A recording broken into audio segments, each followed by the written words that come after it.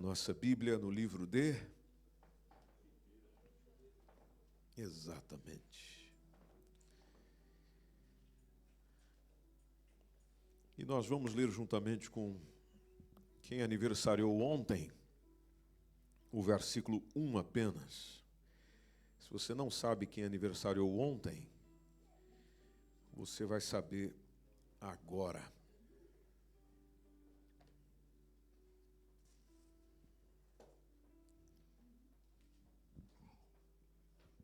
Apenas o versículo 1. Vocês estão esperando, né, para saber quem aniversariou ontem.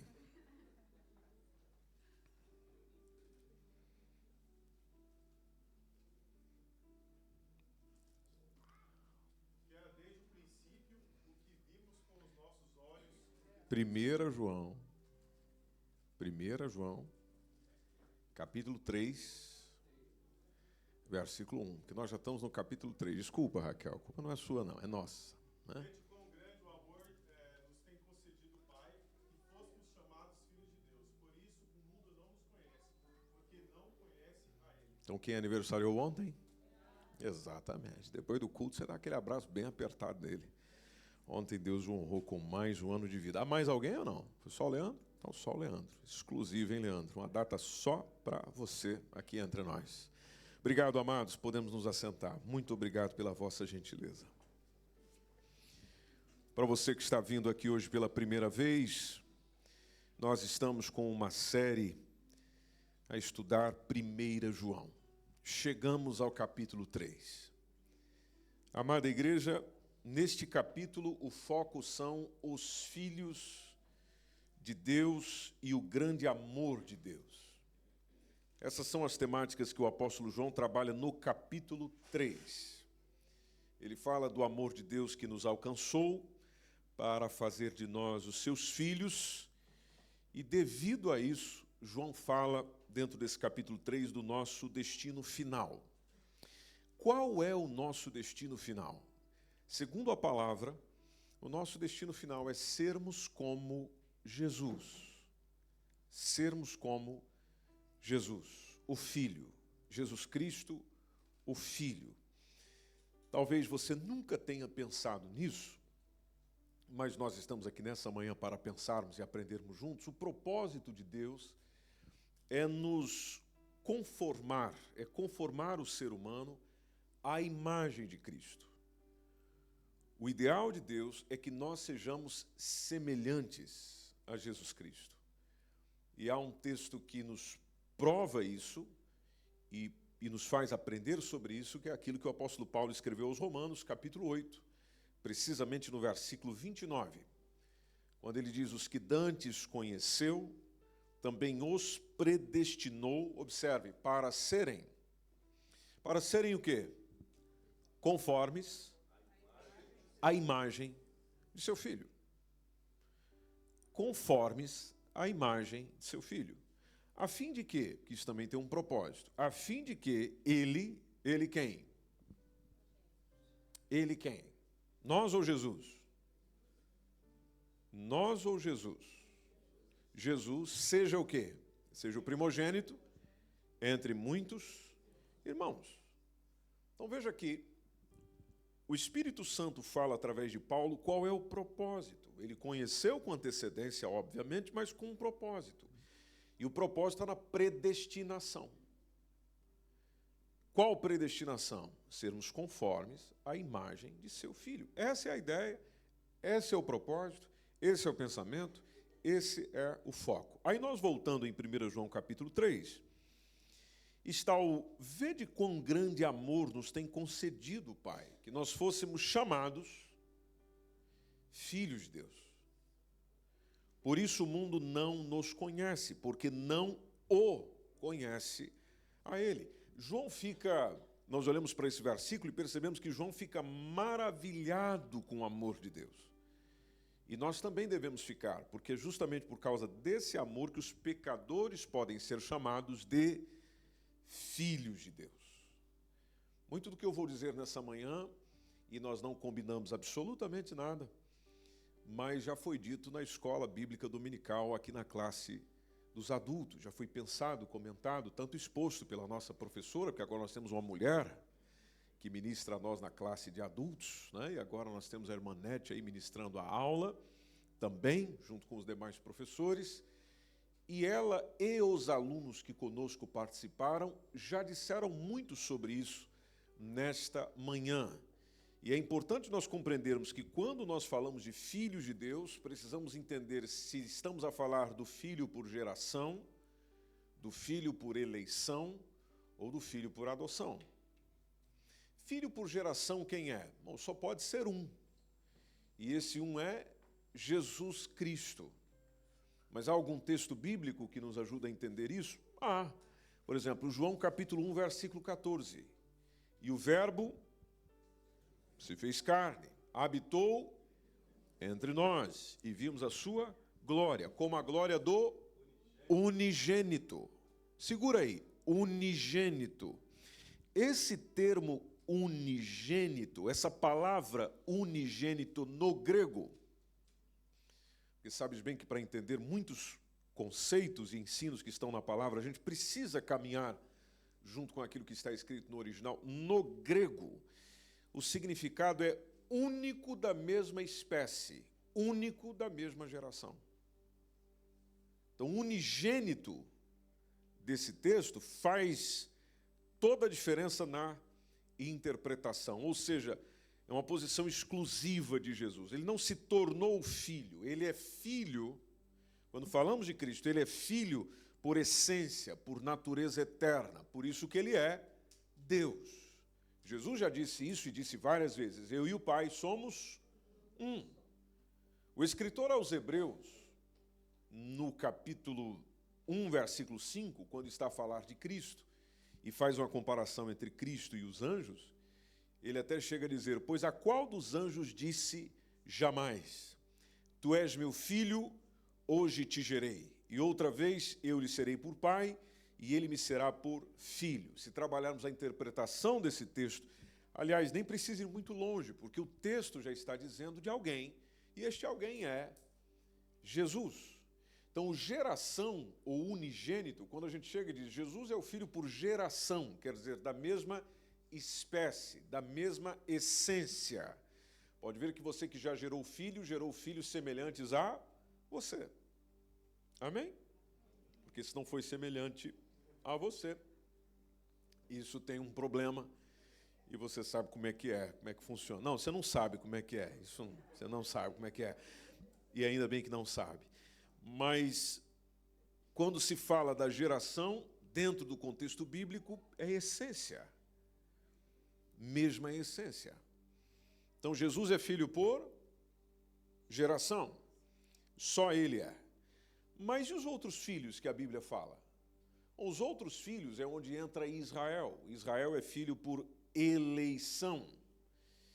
Israel foi escolhido, como vocês sabem, de uma maneira soberana entre todas as nações para carregar o nome de Deus, para carregar as promessas de Deus e, atenção, amada igreja, para ser o meio que trouxesse o Messias, o Filho, o Cristo, o prometido, o ungido. Ou seja, nasceria dentre o povo de Israel. Por isso que houve um chamado anterior. Aliás, até o próprio Deus chega a chamar Israel de filho.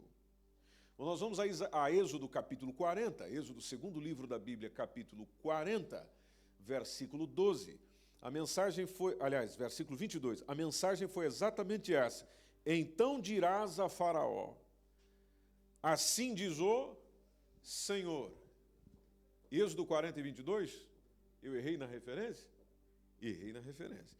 Então é o Êxodo 4, 22. Vamos só tirar um 0. E está resolvido o problema. Agora sim, né?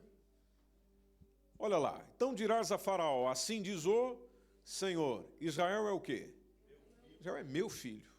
Meu primogênito. Há uma diferença entre chamar primogênito e unigênito. Por isso que Jesus é o filho unigênito. E Israel é chamado nesse texto de filho primogênito, meu primeiro filho. Romanos capítulo 9, versículo 4, quando o apóstolo Paulo está expondo sobre Israel também, sobre a salvação e eleição de Israel, que está nos capítulos 9, 10 e 11, nós chegamos em Romanos capítulo 9, olhamos para o versículo 4, e aí ele começa a ler algumas perguntas. Que são israelitas, dos quais é a adoção de filhos, e a glória, e os concertos, e a lei, o culto e as promessas. Note aqui que a adoção refere-se à escolha nacional de Israel sob a lei. É claro, eu já estou interpretando o texto. Houve uma escolha. Nós vamos ao livro do profeta Oséias, capítulo 11, versículo 1. Mensagem semelhante pela boca do profeta. Quando Israel era menino, eu o amei. E olha lá a última frase. E do Egito chamei a meu filho. Meu filho. Que filho? Israel. Então observem que Israel também é chamado de filho ou filhos de Deus dentro do texto bíblico. Mas aí nós chegamos a textos como esse de João e como a tantos outros que vai aparecendo outros filhos. Bom, que filhos são esses? Já que o unigênito é Jesus. Por eleição, Israel. Onde que entra então o terceiro, a adoção? Bom, aí tem a ver com esse tempo da graça. E da adoção é onde todos nós entramos. Na linguagem bíblica seriam os gentios. Um outro termo para dizer isso é igreja, porque na igreja não existe judeu, gentil, nem grego, nem quem mais? Nem português, nem brasileiro, nem africano. Não, todos são um povo só. E são povo de quem? Povo de Deus. Essa é a posição legal, o filho por adoção seria a posição legal daqueles que, não sendo da linhagem física de Abraão, ou seja, não sendo judeus, não sendo o povo de Israel, foram inseridos na família de Deus através de um ato. Que ato? A fé em Jesus Cristo. Então, Gálatas capítulo 4, versículos 4 e 5, esse texto foi lido hoje na escola dominical, onde diz: mas vindo a plenitude dos tempos, Deus enviou o seu Filho nascido de mulher, nascido sob a lei, para remir os que estavam debaixo da lei, a fim de que recebêssemos a adoção de filhos. Ou seja, a fim de que nós fôssemos adotados. Efésios capítulo 1, versículo 5, ensino semelhante. E nos predestinou para filhos de adoção. Nos predestinou para filhos de adoção. Por meio de quem? Por Jesus Cristo. Para si mesmo. Veja, foi para ele. Por meio de Jesus Cristo, mas para ele. E ele fez isso segundo o beneplácito. Olha que palavra linda para a gente utilizar. Viu, Kleber? Você que é um cara que sabe escrever muito bem. O beneplácito da sua vontade. João capítulo 1, versículo 12, conhecidíssimo. Mas a todos quantos o receberam, deu-lhes o direito, o poder de serem filhos de Deus. Mas a quem? Aos que creem no seu nome. Então, sendo filhos, nós temos direitos, mas também temos deveres, temos responsabilidades. E há algumas coisas que nós somos proibidos de fazer, amados irmãos, só por sermos filhos de Deus. E todos nós já fizemos isso com os nossos filhos. Porque o nosso filho ou filha um dia olhou para nós e falou assim: mas o filho da Mariazinha faz. E aí, qual foi a nossa resposta? Mas você não é filho da Mariazinha. Como você é meu filho, é minha filha, você não vai fazer. E a Bíblia nos ensina que a nossa identidade como filhos define o nosso comportamento. Por isso, a epístola de João e a primeira epístola ajudam a identificar quem é filho e quem não é. Quem é o que realmente é filho e quem não é. Então nós não somos proibidos de certas coisas por caprichos divinos, mas porque essas coisas não condizem com a natureza do Pai a quem nós representamos. Vou citar um exemplo para vocês que Deus já solicitou a Israel. Só um exemplo. Deuteronômio capítulo 14. O pessoal gosta de usar esse texto e o texto de Levítico, por exemplo, com relação à tatuagem. Irmão, você não pode fazer tatuagem. E por que eu não posso tatuar? Não, você não pode tatuar porque Levítico capítulo 19 diz assim, assim, assim. Deuteronômio capítulo 14 diz assim, assim, assim. Bom, assim, assim, assim. Está logo no versículo 1 que diz: sois filhos do Senhor vosso Deus. Aí diz: não dareis golpes, nem fareis calva entre os vossos olhos por causa de quê? Por causa de algum morto. O texto de Levítico fala de marcar o corpo. Mas a sentença é a mesma, porque Deuteronômio é a repetição da lei. Deuteronômio é a repetição. Tudo aquilo que nós encontramos em Levítico, muita coisa de Êxodo, nós vemos apenas uma repetição em Deuteronômio, porque é para uma nova geração, é para quem não tinha ouvido a primeira versão. Bom, é importante entender aqui o contexto histórico e religioso. E naquela época, amada igreja, as nações pagãs que estavam ao redor de Israel, como o caso dos cananeus, por exemplo, eles tinham uns rituais fúnebres bem extremos. Então, quando alguém morria, era comum que os sobreviventes começassem a se cortar.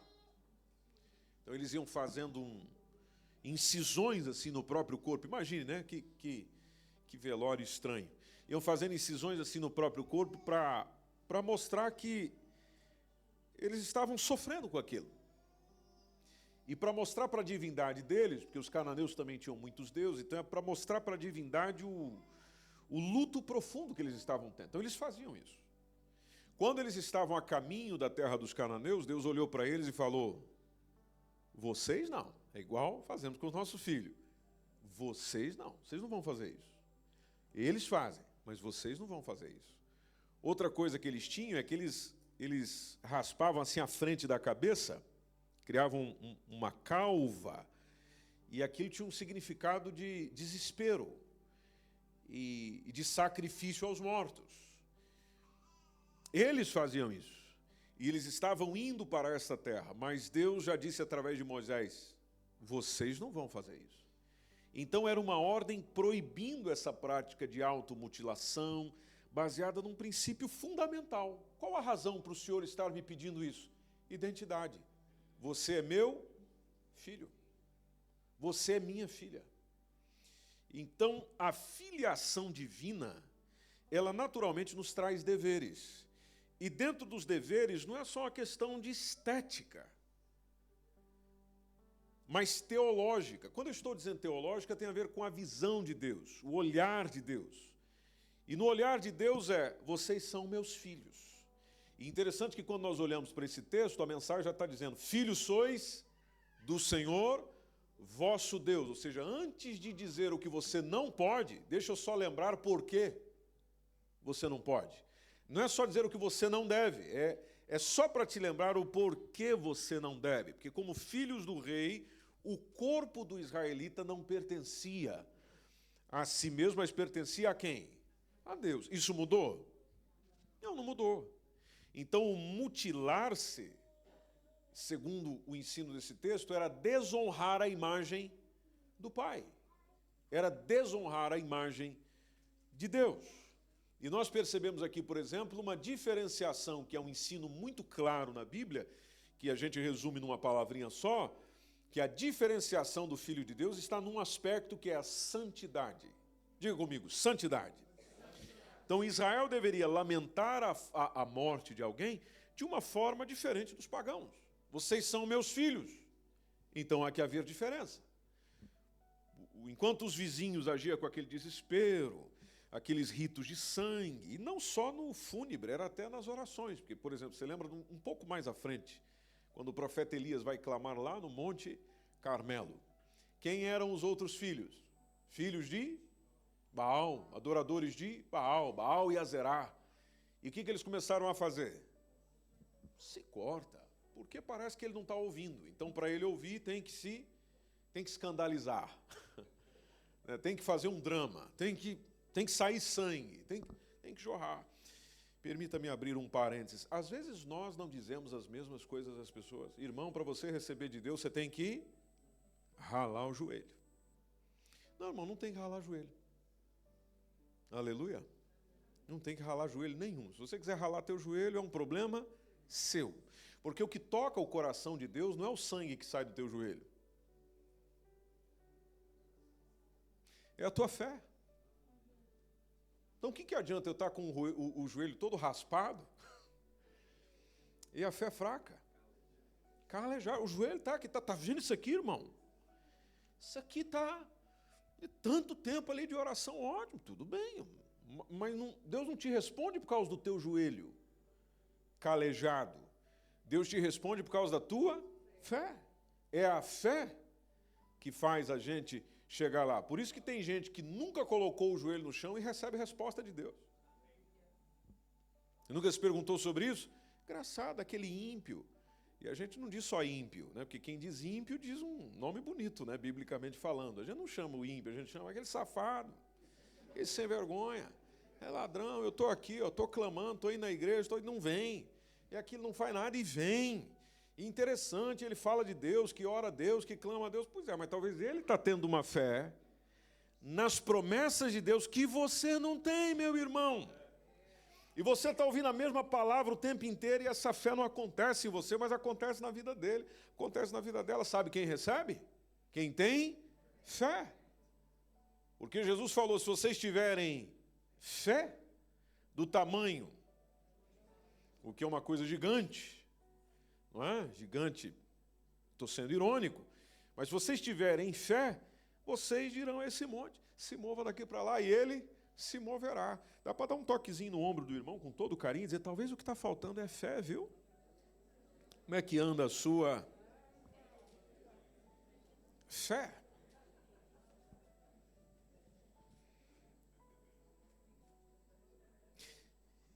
Então a gente percebe, por exemplo, nós não estamos mais sobre a lei cerimonial de Moisés. Amém, igreja? Nós não estamos mais sobre lei cerimonial, de tudo aquilo que você lê. Isso não, como se diz, para nós perdeu a validade. Mas atenção, irmãos, o princípio permanece. A prática pode ter perdida, porque o sangue de Cristo, o sacrifício de Cristo da cruz do Calvário, acabou com tudo isso. Mas o princípio que está por detrás disso, esse princípio permanece. E qual é o princípio? O cristão é templo do Espírito Santo de Deus.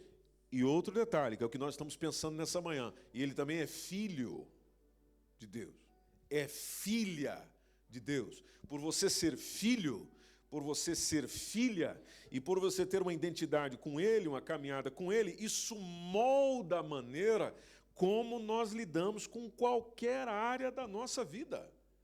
O apóstolo Pedro até disse em 1 Pedro capítulo 1, abra sua Bíblia comigo, por favor, se algum irmão ou irmã puder ler, será excelente. 1 Pedro capítulo 1, versículos 14 e 15.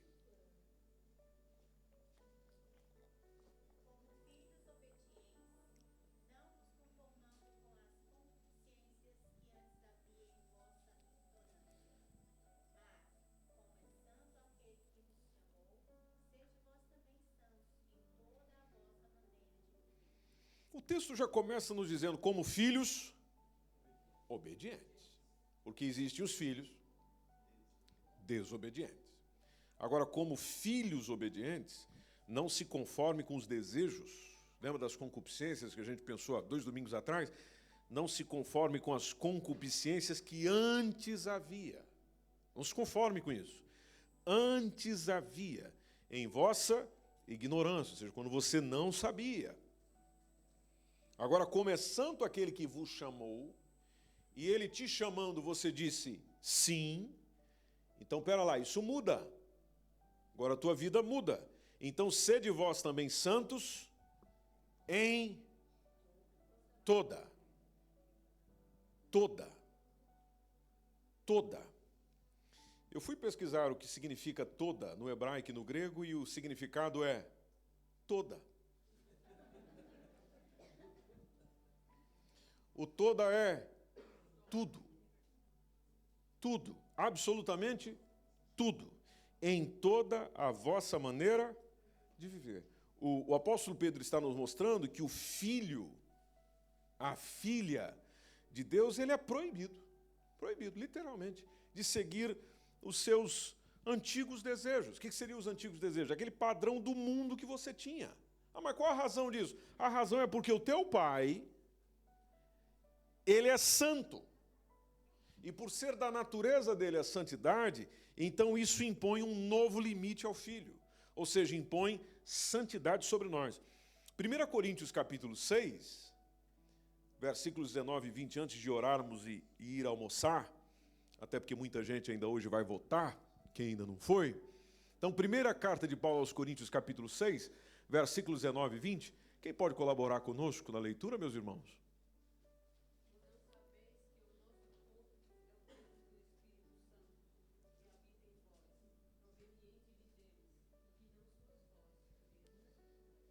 Olha que interessante o 20.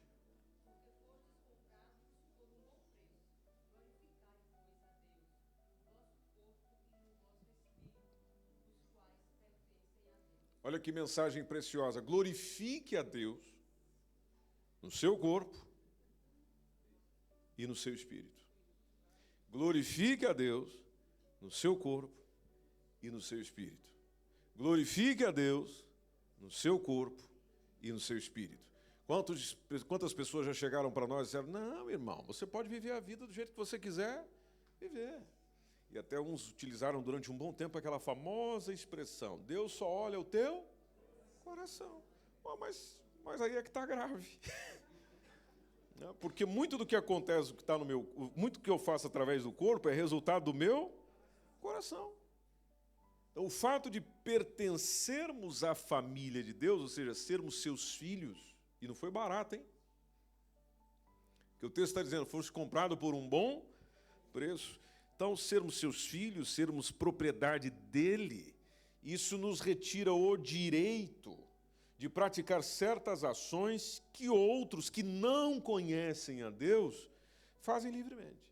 Então, são coisas muito simples que estão no nosso dia a dia. Por exemplo, no mundo, as pessoas agem por vontade própria. A vontade delas determina sobre o que querem fazer. O Filho de Deus age segundo a vontade de quem? Do Pai. Ele não é teu pai? Então é segundo a vontade do Pai. Você não é um filho obediente? Sou obediente. Bom, então você vai agir segundo a vontade do Pai. Ah, mas eu queria isso. Sim, mas o Pai mandou. Por exemplo, no mundo, ou os outros, segue a moda e o costume local. Está na moda, é assim que as coisas acontecem. Bom, já o Filho de Deus segue o caráter de Cristo. Caráter de Cristo, ou seja, ter uma postura que Cristo teria em qualquer situação. Em qualquer situação. Seja negócios, casa, vida, fora, na rua, como cidadão, enfim, em qualquer situação. Ele pode estar sozinho, mas ele não engana ninguém. Ninguém está olhando para ele ou para ela, mas ele não está para ludibriar ninguém. Caráter de Cristo. Nós já aprendemos sobre isso aqui há muito tempo. Há uma diferença entre caráter e reputação. Reputação é aquilo que os outros pensam sobre nós. Então, para muitas pessoas, nós somos uma pessoa nota 1000. E para outros, nós não prestamos para nada. Essa é a minha reputação. Mas a minha reputação não é o meu caráter. Ou seja, o que eu verdadeiramente sou. Privilegiado é aquele que tem uma reputação segundo o seu caráter. Mas vocês sabem que isso é difícil, porque as pessoas têm uma reputação sobre nós sem nos conhecer. Amém, irmãos? Pode ver que já falaram muita coisa sobre você e você já percebeu que as pessoas não tinham razão. Já aconteceu isso com alguém ou não? Eu não sou assim. Eu não sou assim. Aliás, nós até temos uma proposta quando descobrimos que alguém estava a falar sobre nós. Nós podemos chegar e dizer para essa pessoa, por que vocês não me chamaram? porque eu sei cada coisa sobre mim que vocês não têm ideia. Né? Se eu contasse para vocês, vocês ficariam ainda mais escandalizados. Vocês deveriam ter me chamado para falar sobre mim. Né? Porque isso aí que vocês estão sabendo e dizendo não chega nem... Aí da próxima vez eles te chamam e vão falar na sua frente. É uma bênção. Veja, o mundo, por exemplo, com relação ao corpo, faça o que você quiser. Bom, o Filho de Deus, o corpo, o texto já saiu, mas o corpo é para honrar a Deus. Então veja, há um diferencial, por isso que João vai dizendo, e eu encerro aqui, por isso o mundo não nos conhece. O mundo não nos conhece porque não conhece a Ele. Então, assim como lá em Deuteronômio que a gente leu, a ordem de não se cortar ou de fazer tudo aquilo vinha do fato de eles serem filhos, João está estabelecendo nesse texto que a nossa natureza mudou, então o mundo não nos conhece, eles não entendem a nossa lógica, eles não entendem os nossos valores, eles não entendem as nossas restrições, por uma razão, diz João, porque eles nunca conheceram o Pai. E Jesus falou sobre isso. João capítulo 15, versículo 1, ele disse, olha, o mundo vai tratar mal a vocês. As pessoas vão tratar mal a vocês. Mas por que vão fazer isso, Jesus? Porque elas não conhecem aquele que me enviou. Elas não conhecem. Por isso que quando nós conhecemos a Deus, amada igreja, a nossa vida muda, irmão. Quanto mais você vai conhecendo sobre Deus, a tua vida muda. Ela se altera. Ela vai mudando. Por isso que não tem como permanecer igual. Por isso que uma pessoa que quer mudança na vida, o que ela precisa? Precisa de Deus. E como é que se chega a Deus? Através de um caminho só. Qual é o caminho? Jesus Cristo.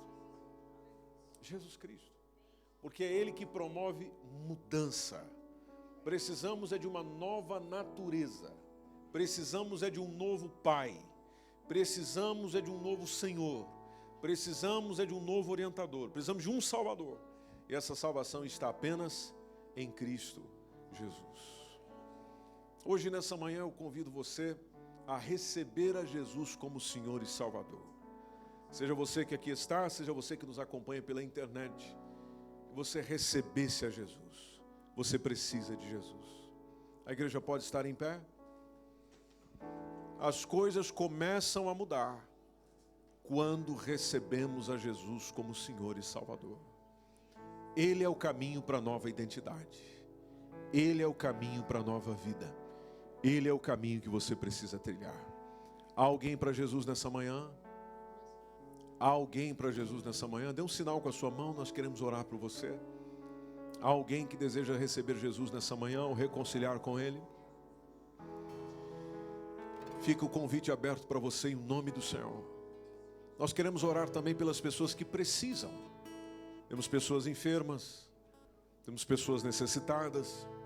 E hoje o nosso Ministério de Intercessão quer clamar por você. Convido o Ministério de Intercessão a se colocar aqui à frente, por favor. E todos os que precisam de oração, só Deus sabe que você precisa, mas você precisa e sabe disso. Vem à frente em nome de Jesus. Nós queremos orar por você nessa manhã. Nós já vamos encerrar o culto daqui a pouco, mas nós não queremos encerrar sem você receber a oração da igreja nesta manhã. Tudo o que você precisa é de Jesus. Jesus pode fazer, Jesus pode realizar, Jesus pode cumprir na tua vida em nome do Senhor. Você precisa de um milagre? Quem aqui precisa de um milagre? Quem aqui precisa de um milagre? Então vem à frente. Não fica aí não, irmão. Fica aí não, minha irmã. Se você precisa, vem cá. Vem cá. Deixa a gente orar por você. Deixa a gente orar com você. Se você precisa, venha. Se você precisa, venha. Se coloque à disposição de eu preciso. Eu vou porque eu preciso. Eu vou porque eu necessito. Tudo na vida é assim. A gente vai porque precisa. Você vai para os serviços públicos porque precisa. Você vai em tal lugar porque precisa. Então vem à frente. Há aqui irmãos que querem orar, querem pôr a mão sobre você, querem ministrar sobre a sua vida em nome de Jesus. Então nós vamos orar em nome do Senhor. Marli, vem aqui por gentileza. Marli vai conduzir essa oração ao microfone. Os nossos intercessores Vão orar por essas pessoas, vão pôr a mão sobre elas em nome do Senhor e milagres acontecerão nessa manhã no nome de Jesus. Senhor Deus e Pai, nesta manhã, Senhor, nós clamamos como igreja, Jesus. O Senhor é o nosso Redentor, é o nosso Pai. Senhor, aqui está seus filhos, Jesus, nesta manhã. O Senhor conhece o deitar e o levantar de cada um. O Senhor conhece a intenção do coração dos teus filhos. Pai, nós somos filhos. Tu és o nosso Deus, o nosso Senhor e Salvador. Nesta manhã, Senhor, nós ministramos cura. Que haja cura nesta manhã. Que haja portas abertas. Que haja renúncia. Transformação de vida. Senhor, o Senhor é o nosso Pai. Senhor, transforma. Jesus, cura nesta manhã, Senhor. Muda, Senhor, a história dos filhos. Senhor, os teus filhos estão aqui nesta manhã clamando, porque crê, porque eles têm fé, porque eles creem que o dia de amanhã será diferente. Espírito Santo, transforma, escreve uma nova história. Senhor, o Senhor é o Deus que traz cura. Transforma nesta manhã. Perdoa, perdoa, perdoa-nos, Senhor. Senhor, perdoa nossas fraquezas, perdoa as nossas iniquidades, em nome de Jesus Cristo. Senhor, que 2026 nós como filho sejamos transformados, curados, cura, cura. Nós ministramos cura nesta manhã. Cura a alma desta mulher. Transforma, Jesus, em nome de Jesus. Faz tudo novo, em nome de Jesus. Escreva uma nova história para tua filha. Todo o passado que condena ela, em nome de Jesus. Em nome de Jesus. Escreva uma nova história. Dá ela ouvido sensível à voz do Espírito Santo, em nome de Jesus. Apaga da memória dela tudo que traz tristeza, angústia. Passa o teu bálsamo aqui nesta manhã. Cura ela nesta manhã. Ela vai voltar diferente. Em nome de Jesus. Em nome de Jesus. Transforma. Faz ventre novo. Ventre novo. Nova história.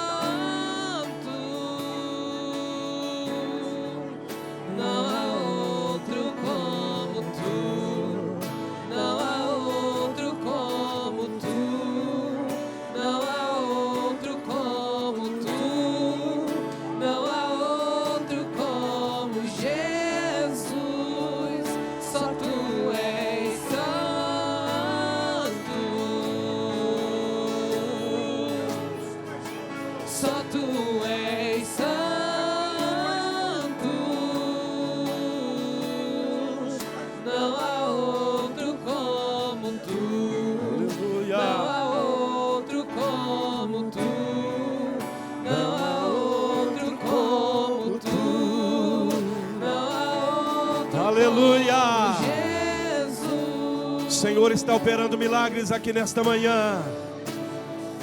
Sinta o toque de Deus na tua vida.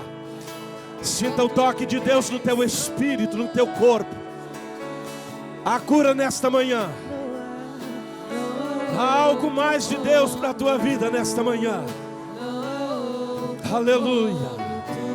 Declare nesta manhã: não há outro como Ele. Só Ele é aleluia. Ele é suficiente para ti nesta manhã. Só Tu és santo, Senhor.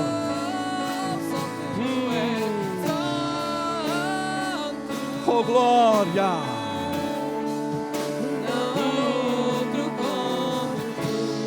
Sim, meu Deus. Cura mesmo, Jesus, nesta manhã, Pai. É manhã de cura, é manhã de milagre. É manhã de milagre nesta manhã. Aleluia. Oh, glória. Receba o teu milagre nesta manhã. Seja um alvo do milagre nesta manhã. Seja um alvo do toque de Deus nesta manhã. O Senhor está te vendo. Nada foge do controle do Senhor. Nada foge.